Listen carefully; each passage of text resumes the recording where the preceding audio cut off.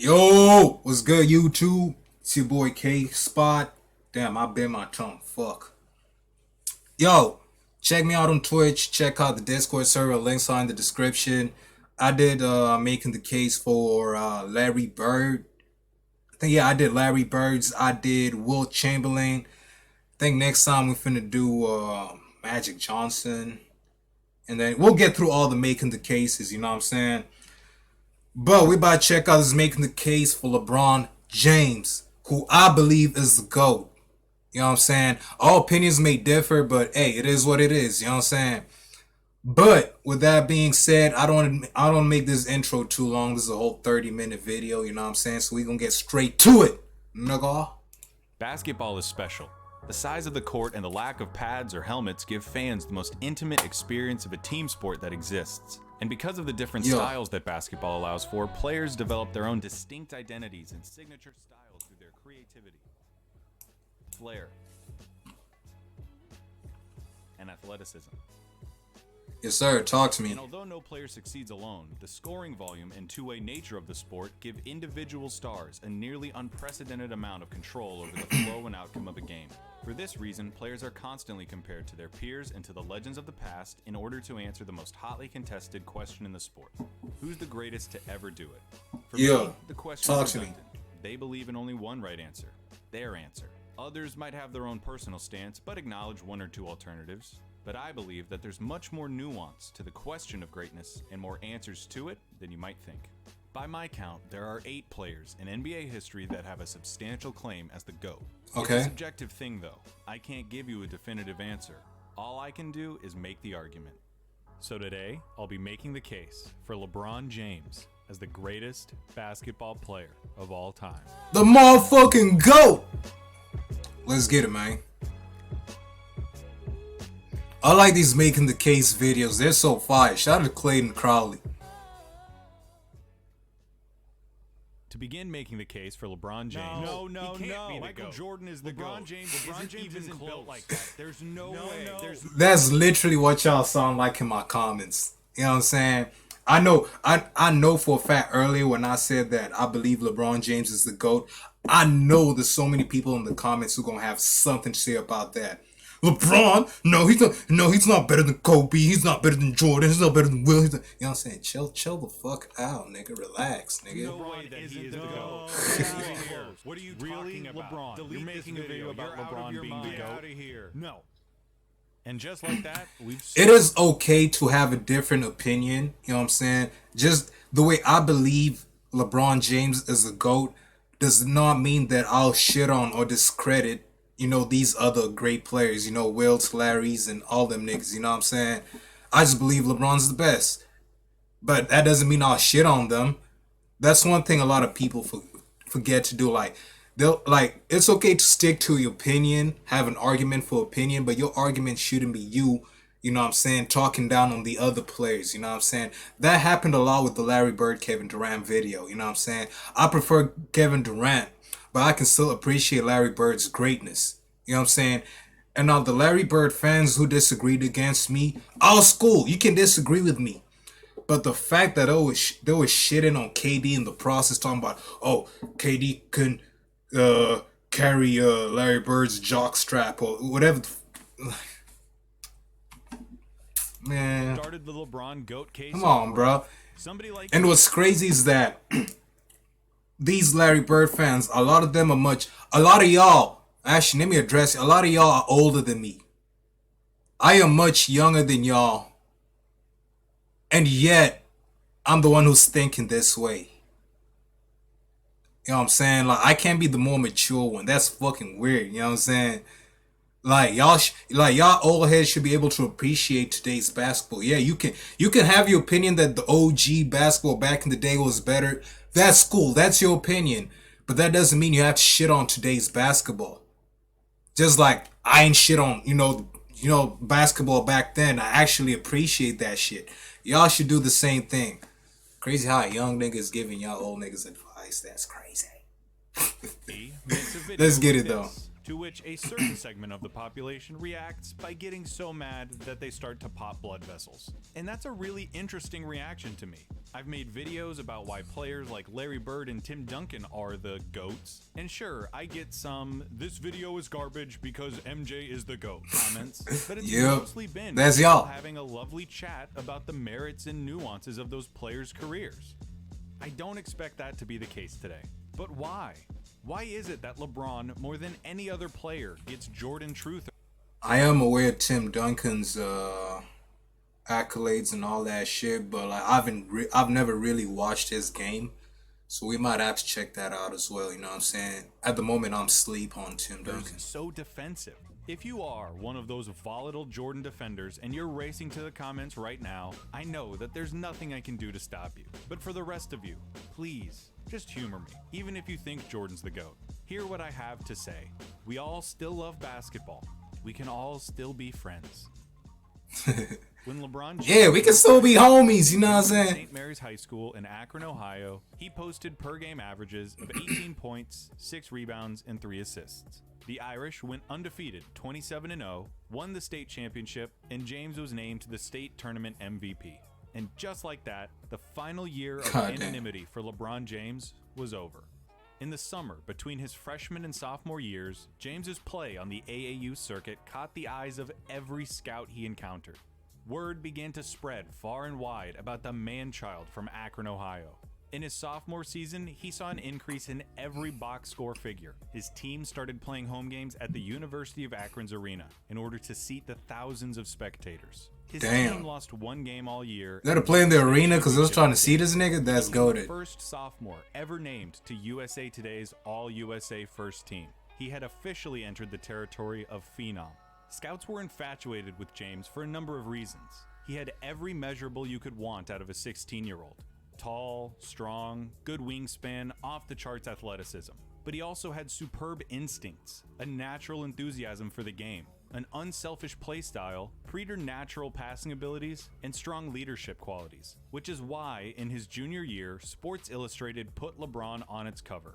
Now, this cover didn't single-handedly trigger the outrageous expectations of LeBron James, but it certainly helped. The cover acknowledged James's unprecedented talent at such an early stage, while alluding to the expectations, hopes, and wonders that such an unbelievable talent would have to bear. Beginning his junior year, James and the Irish would play their home games almost exclusively at the University of Akron's arena. ESPN2 began broadcasting their matchups to the country, and Time Warner Cable started selling his games on pay-per-view for $7.95 a pop to the Akron populace. The hype was substantiated by more incredible play from James, who improved from year to year. As a junior, he was named to a second All-USA First Team and became the first junior to ever be named the Gatorade National Player of the Year. As a senior, he won a second National Player of the Year award and was named to an unheard-of third All-USA First Team.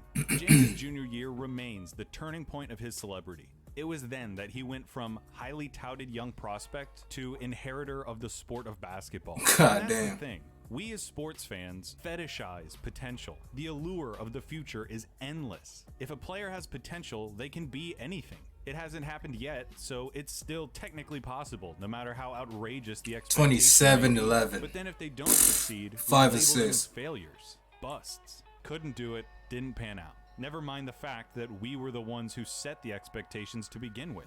Promise is a double-edged sword, and this was promise like no other. LeBron was the first real athletic prodigy of the internet era. It was the first time that the country could whip itself up into this kind of frenzy about the next big athlete in the uber-commercialized post-Jordan NBA.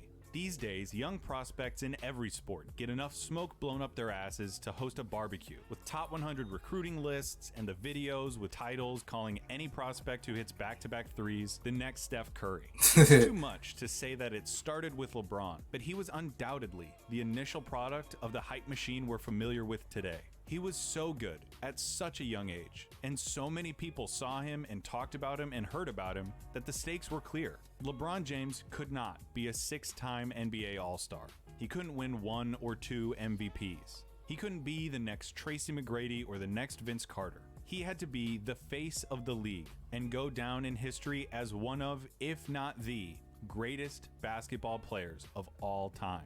In the Sports Illustrated article, the one that called him the chosen one, a label that he embraced by having it tattooed on his back, writer Grant Wall recognized the absurdity of asking if a 17-year-old who still couldn't buy cigarettes was really the heir to the next generation. It's kind of it's so fucking crazy how long this nigga's prime has lasted. Like, to this day, shit is fucking crazy, But bruh. after seeing That's LeBron different. and talking to him, You gotta Wall respect it. concedes that it was indeed the right question. Was it ever? In the 2004 NBA draft, LeBron James was the first overall selection by his hometown Cleveland Cavaliers. He was selected ahead of college standout Chris Bosh, Dwayne Wade, who had just led Marquette to the Final Four and was named an All-American, college basketball's Player of the Year TJ Ford, and Carmelo Anthony, who had just led Syracuse to an NCAA championship. LeBron, out of high school, This draft went class ahead of was all of them, with the weight fire. of a franchise, a city, and perhaps a league on his 18-year-old shoulders. As the most anticipated basketball player since Lou Alcindor, LeBron James could not falter. What if he'd failed? What if the $100 million shoe deals and the celebrity and the fame had been too much too soon? And honestly, how wasn't it? How did LeBron not mess it all up? I don't know, but he didn't. And I'd be remiss if I didn't mention the incredible things that he's done since with his platform as the country's most famous athlete. He's spurred and advocated social change, especially in the realm of civil rights, from Trayvon Martin's shooting to the Black Lives Matter movement. He has been an indispensable source of goodwill and good fortune for his community. He's been the most important focal point in the era of player empowerment in the NBA. That's some real He ass didn't shit. just defy the odds by not becoming a complete nutcase. He has leveraged his position, set an incredible example, and has been one of the Bronny best got a lot of models pressure. that any child or parent could ever ask for.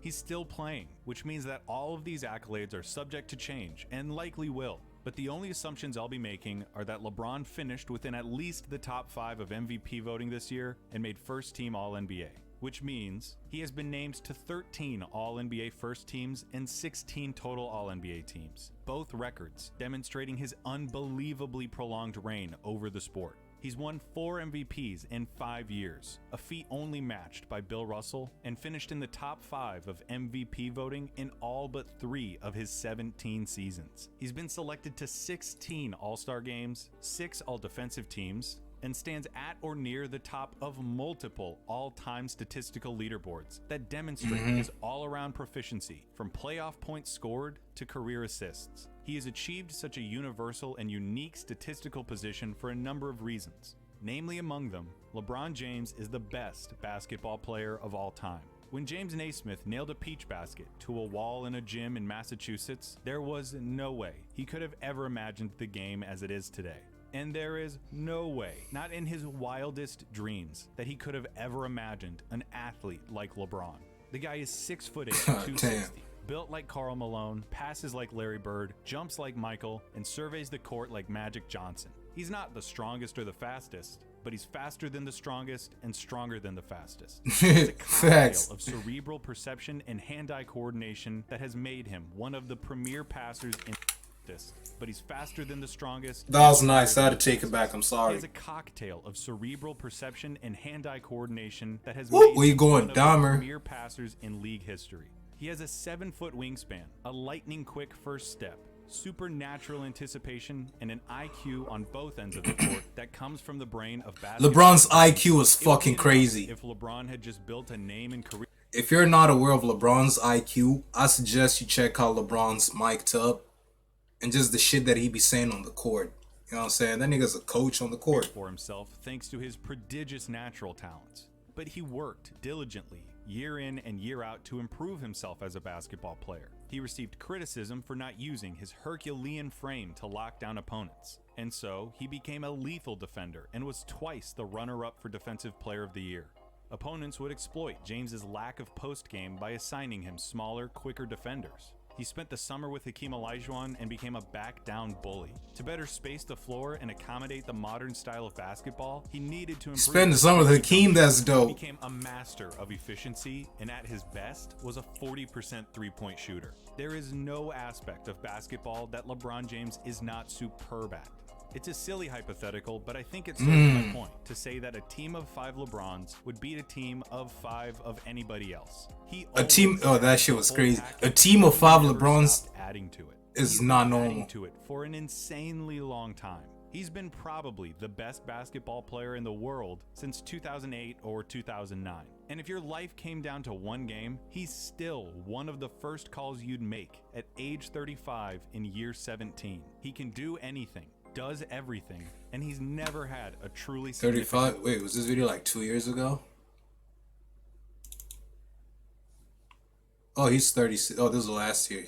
Wait, he's damn near 37 now. It wasn't until 2019 that he missed a substantial In like a month or some time shit? because of a groin injury. And aside from some issues with cramps and some occasional back trouble, LeBron has never been a liability in that department. He has the 4th highest scoring average in NBA history, and with the way basketball is played today, he can defend point guards and centers alike. Add all of that to a tireless work ethic, an unselfish play style, and a penchant for big moments, and you get the queen of the chessboard. When it comes to playing basketball, he is the best at it. Hold on, I think I hear something. It's the sound of Skip Bayless losing their shit in my comment section. Best player ever? Big moments? No way. LeBron's terrible in the clutch. Nah, that's cap. That's He cap. doesn't have the killer instinct. Yeah, he doesn't does. have what it takes to come through in crunch time. I don't know where this got started or how Exactly. it's been able to persist, but that sentiment is just factually untrue. There Exactly. is an overwhelming amount of evidence LeBron to is support clutch as LeBron's fuck. clutch ability and killer instinct. There's statistics that show that James is clutch. Evidence, analytics, stuff made by people who know how to do math and use calculators and stuff. And if you don't believe them because they're nerds and because basketball Hey, look at the isn't just stats. about numbers, then just look at the dude's results. For all you He's LeBron hit haters, shots in the regular season. right here. I want to read some of the comments on this video.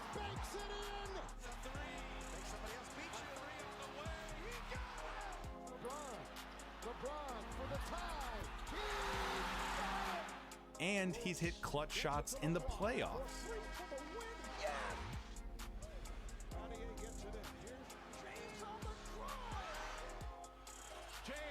Hey. LeBron toe. Throws up the floater. And with 3 seconds left, Cleveland triggers in. James, 2 seconds, 1 second for the win. Don't tell me that he can't win games, or doesn't have a killer instinct, or isn't clutch, or any of that shit. He spent a lot of time playing in the biggest games too, in an absolutely loaded league. In the playoffs, he has faced Gilbert Arenas, Chauncey Billups, Tim Duncan, Tony Parker, Manu Ginobili, Kawhi Leonard, James Harden, Russell Westbrook, Kevin Durant, Ray Allen, Paul Pierce, Kevin Garnett, Dirk Nowitzki, Dwight Howard, Derrick Rose, Al Horford, and Paul Millsap. And there's a big ass names too. Cause another thing I hear is, "Oh, who's LeBron's competition? LeBron ain't had no competition." Steph Curry, Klay Thompson, Draymond Green, DeMar DeRozan. That Warriors team was filthy, especially with Durant. Oh my fucking god! Nah, that when the Warriors with Durant, that shit was a fucking nightmare, bro. And Kyle Lowry, Paul Like, imagine the season starting and you already know who's gonna win the league. I hated that George, team so Victor much, Oladipo, Damian Lillard, and so on.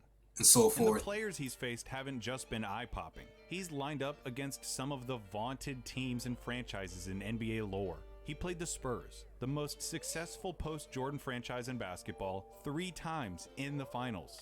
And then he faces the Warriors in 4 straight finals. Meanwhile, LeBron's teams always seem to be overachievers. In his first 7 seasons in Cleveland, his best teammate by a mile was Mo Williams. Yeah, one-time All-Star Mo Williams. The Cavs front office can't be faulted for not trying to get LeBron help, but they certainly deserve LeBron has been taking for bums to failing the finals. Actually get him help. Not every year, but you know what I'm saying. Zydrunas Ilgauskas, Larry Hughes, Drew Gooden, Eric Snow, Old Shaq, Ben Wallace's corpse. None of them were really bona fide quality contributors who, in the roles they were supposed to fill, could compete and win a championship against the Spurs or the Celtics. The Cavs' entire philosophy during his first stint in the land was, he's so damn good, we'll just bank on him putting up ungodly numbers and carrying us to a win every single night. Which he usually somehow did. And when he left, look at how the Cavs floundered. From a league-high 61 wins to 19, the second worst record in the league. Nothing exemplified the plight of LeBron more Dang. than Game Wait, let me 5 pee them stats real quick. every single night, which he usually somehow did. And when he left, This is 121, straight 13, on the 4, 2 points a game, opening 20 points a game, 6. look at 30. how the Cavs floundered. From a league-high 61 wins to 19. 19 games. Losing streak 26. Fuck. 95 points with PPG drop. We didn't. The opponent PPG was in the The second worst record in the league. Nothing. Clearly they needed exemplified LeBron. The plight of LeBron more than Game 5 of the 2007 Eastern Conference Finals. With the series tied at 2 games apiece, LeBron and the Cavs were trying to pull off an upset against the former champion Detroit Pistons nucleus on their home court. With around 3 minutes remaining in the fourth quarter and the Cavs down 7, LeBron got fouled on a drive, and so began one of the most impressive stretches of basketball ever played in any series by any player. To say that James, at age 22, proceeded to take over the game feels like an undersell. He scored 29 of the Cavs' final 30 points, including 25 in a row. He was transcendent, finishing with 48 points after 2 overtimes and the game winner. That's It insane. was a performance for the ages, but it was also almost entirely necessary. When the Cavs played the Spurs in the finals that year, they lost because a 22-year-old LeBron couldn't beat the Pop, Parker, Manu, Duncan Spurs by himself. Yeah, that's too Shame on stacked. him. So is there any surprise that he wanted to go to a real team like Miami, where he didn't have to do everything?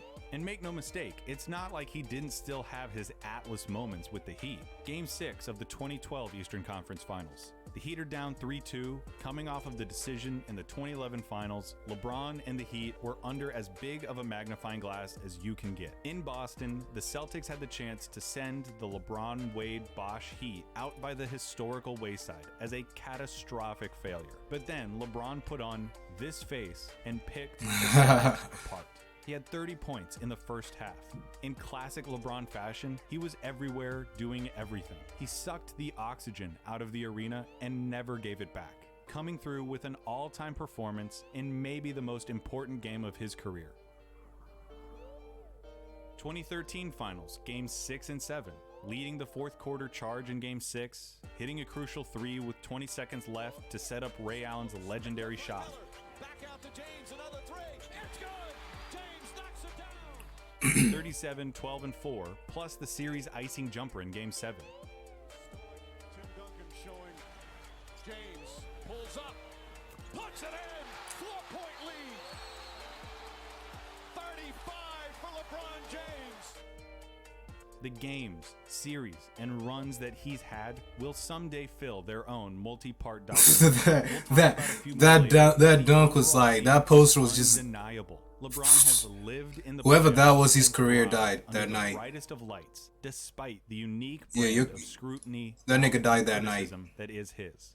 But none of that matters to you because of 3 things. The sources of so much of that doubt and criticism. The 2010 Eastern Conference semifinals, the decision, and the 2011 finals. All 3 events happened within the span of about 400 days. It started with the second round of the 2010 playoffs, Boston versus Cleveland. Despite having the best record in the league, the Cavs lost in 6 to the Pierce KG Ray Allen Celtics. LeBron's Stacked. numbers look okay, but if you remember watching at the time, or you go back now and watch, you can tell. that 27, LeBron was 19, not and there. 10 that He's night. checked out. No aggression, no urgency, stretches of total detachment. He was a no-show, and no one still knows definitively why, but salacious rumors persist that you can look up for yourself. Whatever the reason, the loss amped the noise around LeBron up to new levels. He can't do it. He doesn't have it. The basketball... That was Ray Allen telling me, hey, we finna win one of the soon, most bro. consequential free agent decisions ever. What they got was the decision. A 1-hour nationally televised special. LeBron was going to announce his decision on live TV. How could this go wrong? The answer to the question everybody wants to know. LeBron, what's your decision? In this fall, man, this is very tough. In this fall, I'm going to take my talents to South Beach and join the Miami Heat. The best basketball player in the world dumped his hometown team the Yo, most they important hated the sports fuck out of city him. in America, live on television to join a super team with Dwayne Wade and Chris Bosh. He had quit on Cleveland in the playoffs and followed it up with the mother of all backstabs. Can't blame him, bro. That nigga was trying. He tried. He tried his best. They just wasn't doing it. You know what I'm saying?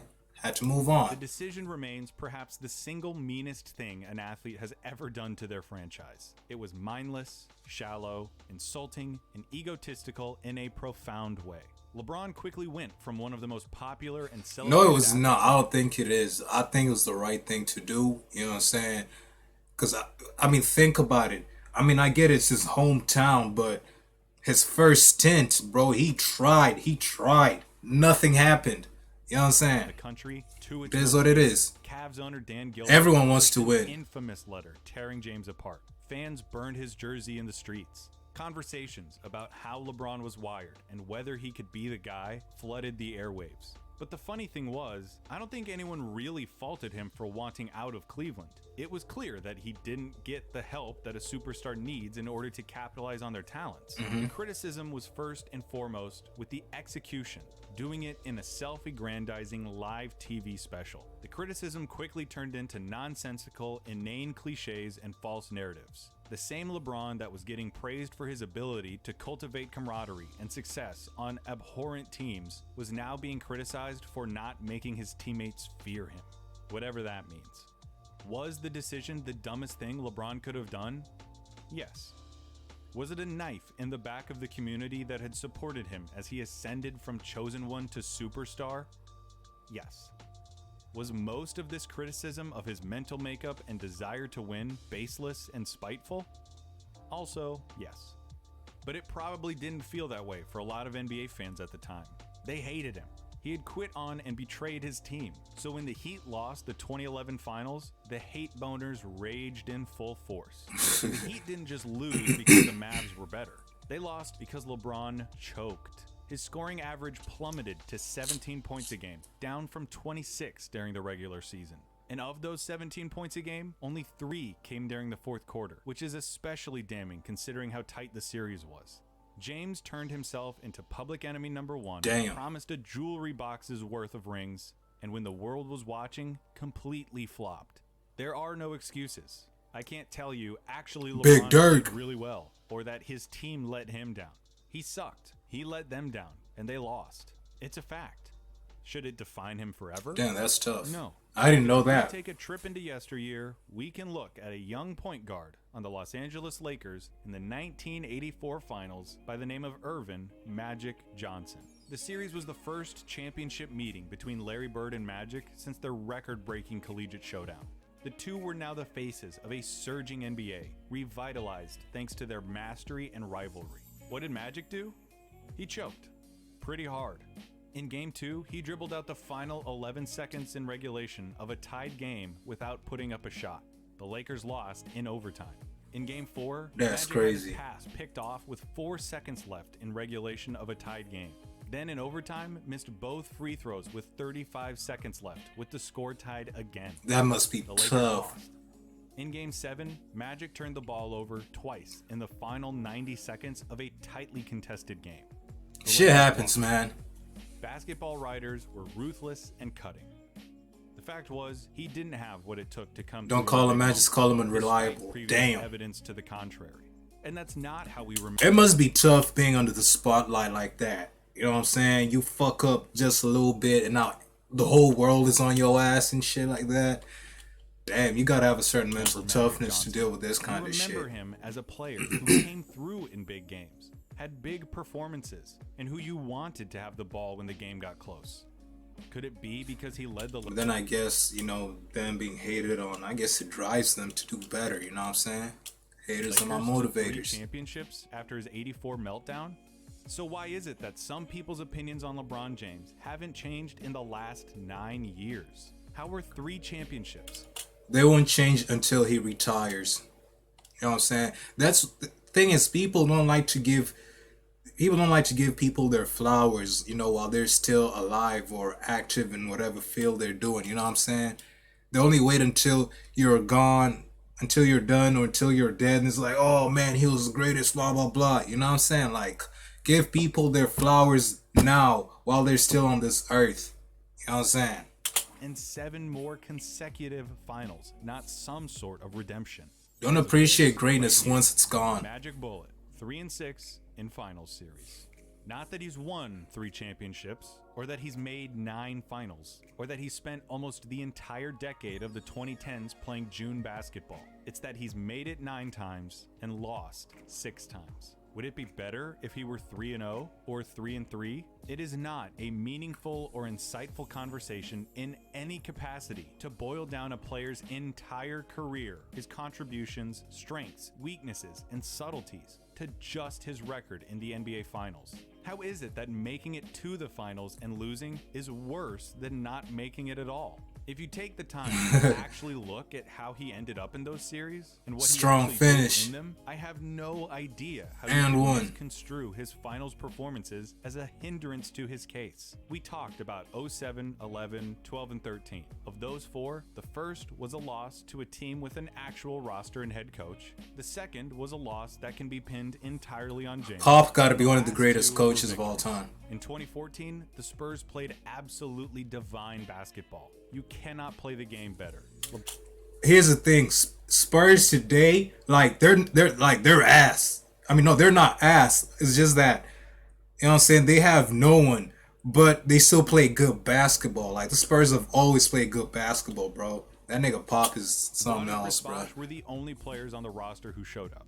Nobody else, either because of age or mileage, could handle the physical toll of a 4th straight finals. LeBron led the Heat in every stat but blocks. He averaged 28, 7, and 4 while shooting 57, 51, 79 splits. That stat line As is I said to crazy. Sports Illustrated, the Spurs won because they deserved to, not because of what LeBron didn't do. You're out of your mind if you think that the 2015 finals is a black mark on LeBron's legacy. The Cavs lost Kevin Love in the first round and Kyrie Irving in Game 1 of the finals against the Warriors. But LeBron was so supremely impressive that Cleveland actually had a prayer of winning the series, which garnered him finals MVP votes despite being on the losing team. His averages were unreal, and Andre Iguodala won the award specifically because he kept LeBron from doing more damage. In 2017, after a super weird regular season, the Cavs flipped the switch and cruised to the finals against the new-look Warriors with Kevin Durant. LeBron became the first player to average a triple-double in the finals, but the Cavs lost in 5. This LeBron was From just sweeping their way through the entire playoffs. In 2018, without Kyrie, LeBron had a run that was eerily similar. this season. This season was insane. This nigga LeBron, I remember he played every fucking game. No one to help him. No one. Went all the way to the finals just to get swept by that unfair ass team. That unfair ass Warriors team. That team was one of the most unfair teams of all time, bruh. Game winners, Hated crazy that team. numbers, Game 7s, the whole thing. The culmination of the run happened in Game 1 of the finals, when LeBron scored an earth-shattering Dropped 50, 51 points, yeah, and then- giving the Cavs a chance to take And a that 1-0 motherfucker lead in the JR. series. And That nigga JR's hangover, bruh. Goes to the Cavs, J.R. Smith. This nigga JR be Henny God. This nigga be showing up to games hangover.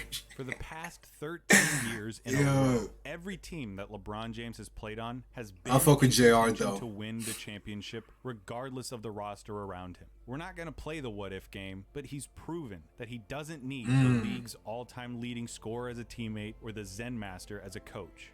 He also doesn't need time off between finals. It took him 8 straight finals before he finally wore down. Give him any coach, give him any teammates. And You think LeBron gonna be a coach once he retires? I can by see the it sheer happening. brilliance of his play, your team is now a championship contender. And I don't have to make the argument that 3 rings is more than 5 or 6 or 11, because that's not how we evaluate these players. We don't just look at ring totals. Thank Otherwise, you. Robert Ory would be on Mount Rushmore. Facts. Yes, it's all about winning, but it's really not. We try to synthesize things like play style, competition, success. This dude is a fucking smart ass nigga. I fuck with this dude. I fuck with homie. Accolades and the like into a more cohesive and complete picture. Just Thank you. asking, did they win, when trying to argue for the greatest basketball player of all time is the wrong question because, it's a team sport. The better question to ask is which player gave their team the best chance to win? Who meant the most to their teams? And the answer to that question is LeBron James. Is there any better example of this than the 2016 finals? What other player in that situation would have been able to do what LeBron did? He didn't try to will his team to victory by just jacking up shots. He picked his spots perfectly, got his teammates involved, and inspired a belief that they could win despite the odds. The series is the perfect testimony to the value of LeBron James. They were facing the 73-9 Warriors, the LeBron is one of the greatest passers of all time. best record in NBA history, single-digit losses in an 82-game season. Yo, when Clay comes back to the Warriors, it's gonna be scary. Have a claim as the best basketball team ever. And after the first 4 games of the series, they have a 3-1 lead. No team in that position had ever lost. That lead in that series has proven throughout history to be insurmountable. Game 5 in Oakland. Kyrie shoots 70. This series, before this series, I was always a Kyrie fan, but it was this series that this series is what made me, stick to, Kyrie being the best point guard in the league. And I stick to that to this day. I know a lot of y'all will say Steph Curry. I can see why. That's cool. I'll focus Steph Curry. But you know what I'm saying? Personally, Kyrie got it. Percent from the floor to rack up 41 points. LeBron matches him with 41 of his own, plus 16 rebounds and 7 assists. Tristan Thompson is the only other Cavalier in double digits. Game 6 in Cleveland. LeBron spearheads a blowout with another 41-point performance, with 8 rebounds and 11 assists to go along with it. The momentum of the series has palpably shifted. I remember that shit. Game 7, Little nigga. bursting at its seams. Something historic was going to happen, no matter how the game ended. Either the Warriors were about to cap off the most successful basketball season ever, or the Cavs were going to do the unthinkable. A 3-1 comeback, their first franchise title, Cleveland's first championship in 52 years, all made possible by LeBron James. A Cleveland win in Game 7 represented the single most significant feat that any player has ever achieved. The most anticipated high school basketball player in a lifetime, who became the chosen one 45 minutes away from the team that would draft him, who took that team to brand new heights, who broke that city's heart in an astonishing way, came back to try to make things right, and was now 1 game away from fulfilling his promise in an unprecedented comeback against a record-breaking opponent. Hey. He isn't Michael Jordan. Don't expect him to be. He's not Magic Johnson either. He's not Larry Bird or Bill Russell or Wilt Chamberlain. He's LeBron James, the most valuable basketball player ever. The most complete basketball player who's ever lived. The greatest basketball player of all time.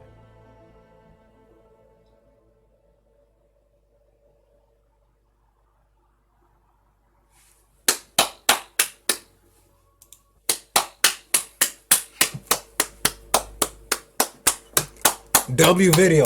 Fire video. Fire video. I'll fuck with this video. This is a great video. These making the case videos are so good. You know what I'm saying? Clayton Crowley, bro. Like, this dude he's a smart ass nigga. I like the way he thinks. You know what I'm saying? Not blinded by nostalgia. Not just only focuses on accolades. Just looks at every man. You see, that's how everyone should think. You feel me? And when I say that's how everyone should think, I don't mean like everyone should think LeBron is a GOAT. I mean like everyone should think that way, you know what I'm saying? Like, don't just look at accolades and, be blinded by nostalgia and all of that shit, you feel me? But with that being said, it's been your boy K-Spot and I'm at this bitch, man. Check out the Discord server. Check me out on Twitch. Links are in the description, man. You know what I'm saying? And yeah, subscribe to the channel. You know what I'm saying? I'm trying to get to that 900. You know what I'm saying? Let's say 900 subscribers, bruh. You know what I'm saying? I know we can do it. That's easy. You know what I'm saying? With that being said, it's been your boy K-Spot, and I'm out this bitch, man.